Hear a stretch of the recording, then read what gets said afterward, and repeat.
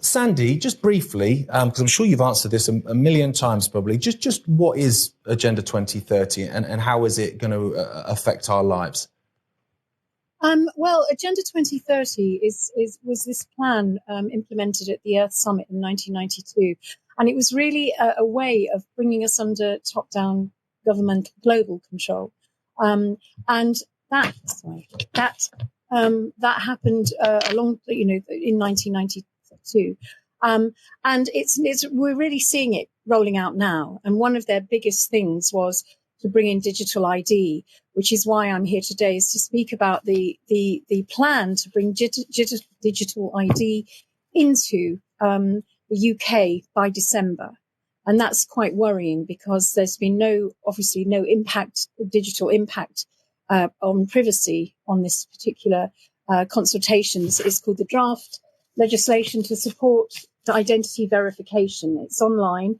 You have to put that into the search engine because nobody has told you it's there, and you have to fill it in by March the 1st. And then it goes into secondary legislation. And if it's not opposed, if we don't make enough noise about it, it will be implemented by December of this year, which is really concerning because, this is really when Big Brother becomes big data. And it is within the 17 goals of Agenda 21 to have us all under digital identity by 2025. So they're implementing this now. But they want us first for some reason. I think Britain is really under the cosh. It's about permissions and compliance. This will actually unlock your digital ID will unlock your ID and to actually get access to normal goods and services that you would in a normal free world.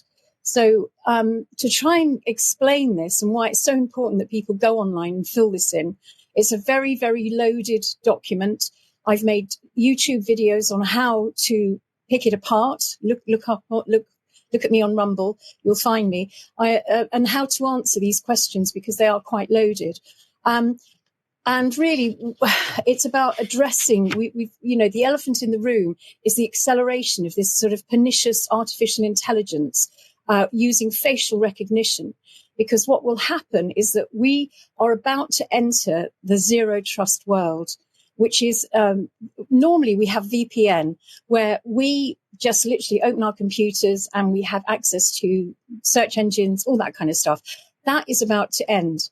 We are entering the zero trust world where you will need authentication to actually access every single area of your life, be it doing a transaction in a supermarket, your financial transactions, your health data, whatever it is. You will have to authenticate. And within that authentication process, you will be data collected. They will be data harvesting every part of your data.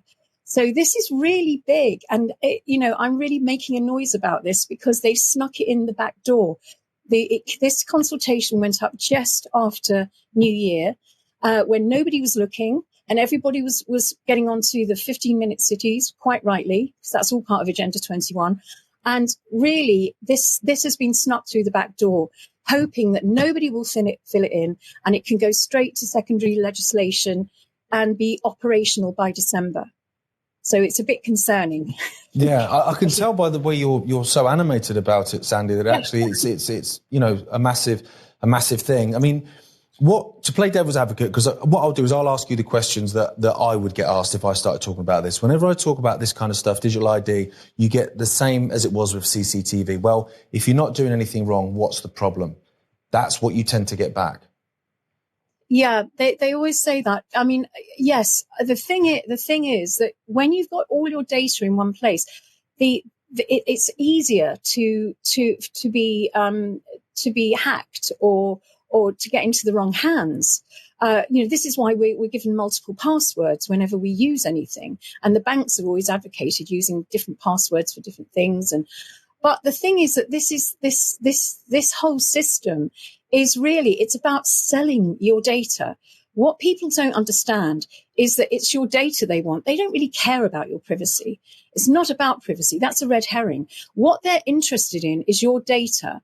And if you understand that data is the new gold, that are they're trying to create this new circular economy where the actual economy is based on social credit and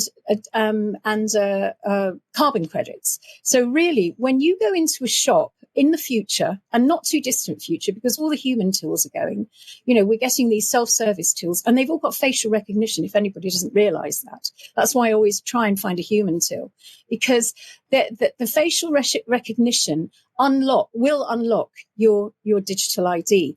And in the future, they'll have supermarkets, and not so distant future, because Tesco's are working on all this biometrics. The biometrics are in place for all of this. The infrastructure is in place for all this to happen very, very quickly. So that they're putting doors instead of shelves. So you're going to have doors, glass doors, where all the goods are. And what happens is that they're getting rid of the staff, and it'll be quite a quiet place, supermarkets. So you'll go in, and if you want to access certain goods that maybe you've maybe overstepped your carbon credits or whatever it is, your facial recognition will not unlock those doors, so you don't have access to those goods. So and basically, it will be the same thing. Sandy, so you say you've had beef once this month, Sandy. So yep. I'm afraid that door's not going to open for you this time. Basically, that's what you're saying, isn't it? Yeah. And it will be the same with if you've done something or said something that they don't like. Now, this is quite important for people like me and you. That your bank account can, this is all considered to be a privilege. The data is a privilege which they have control over, and that privilege can be taken away at any point. The data, the digital ID is a privilege, and that can be taken away at any point. So you may not be able to access your bank account if you are a bad person in the social credit system that they're creating, because it's just like China. This is the thing, Sandy. People don't realise this. I've had conversations with lots of people where you would talk about subjects like this and they think it's so far-fetched. Oh, that's insane. That's something from a sci-fi film. And you say to them, you do realise they're already doing this in China. Bearing in mind, our governments all over the West, no one ever calls out China. We always admire China, how they dealt with COVID and X, Y, and Z. And so I say to these people, that there's people in China, I think it's like, a million people in China that aren't allowed to use the train. They're not allowed to fly or whatever because their social credit score isn't high enough. And they go, really? And it's like, this is exactly what they want.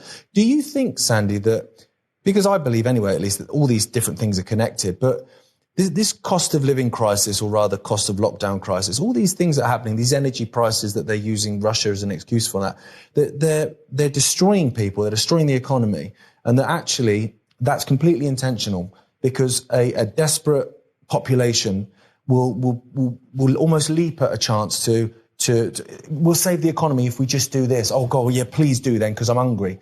Do you think that maybe that's the two things are connected?